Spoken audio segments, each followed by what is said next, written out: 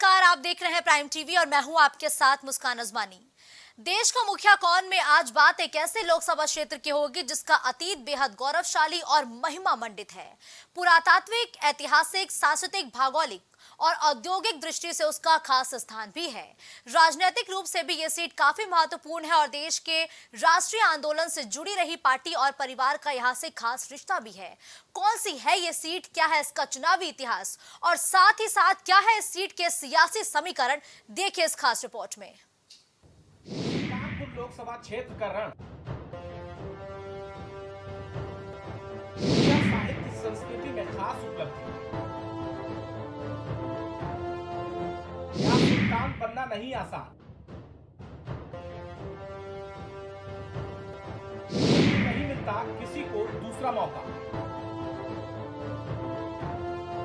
देश की high profile सीटों में है शुमार।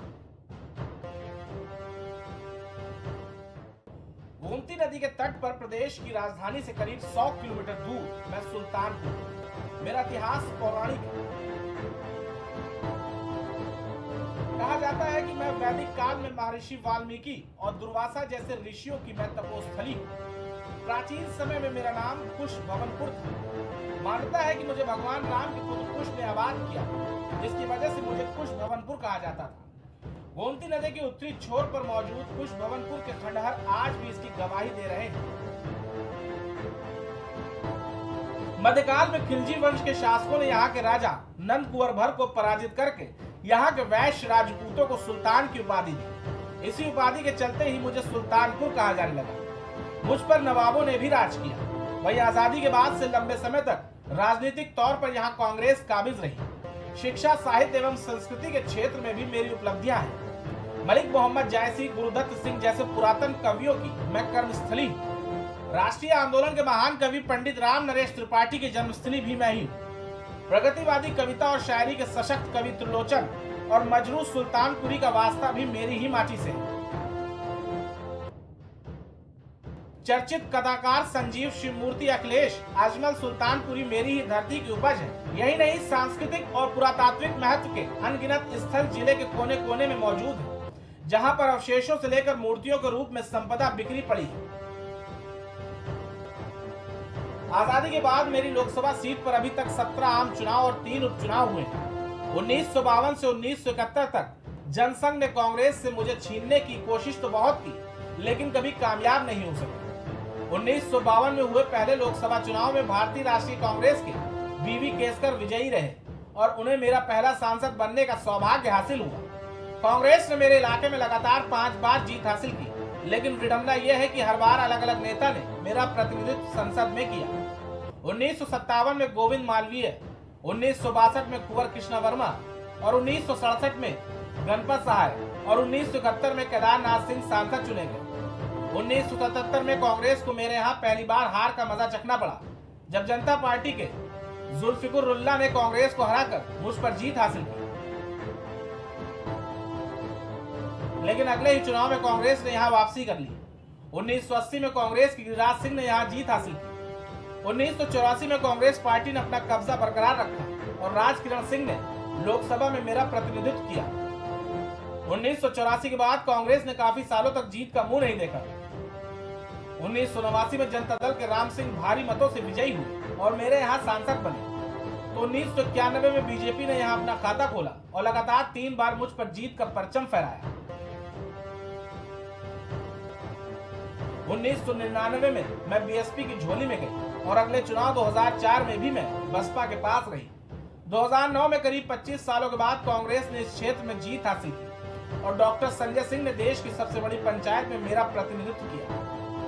2014 में मेरे मतदाता फिर बीजेपी के साथ हो लिए और इस बार बीजेपी के टिकट पर गांधी परिवार के संजय वरुण गांधी ने चुनाव लड़ा और उन्हें जीत दिलाई। 2019 के चुनाव में मेरे मतदाताओं का बीजेपी पर भरोसा कायम रहा, लेकिन इस बार मेरे यहाँ से वरुण गांधी की माता मेनका गांधी को टिकट मिला और वो जीतने में कामयाब रही। अब तक के चुनावी इतिहास में मेरे यहाँ 8 बार कांग्रेस, 5 बार बीजेपी, 2 बार बीएसपी और 1 बार जनता पार्टी समेत निर्दलीय उम्मीदवारों ने जीत दर्ज कराई है।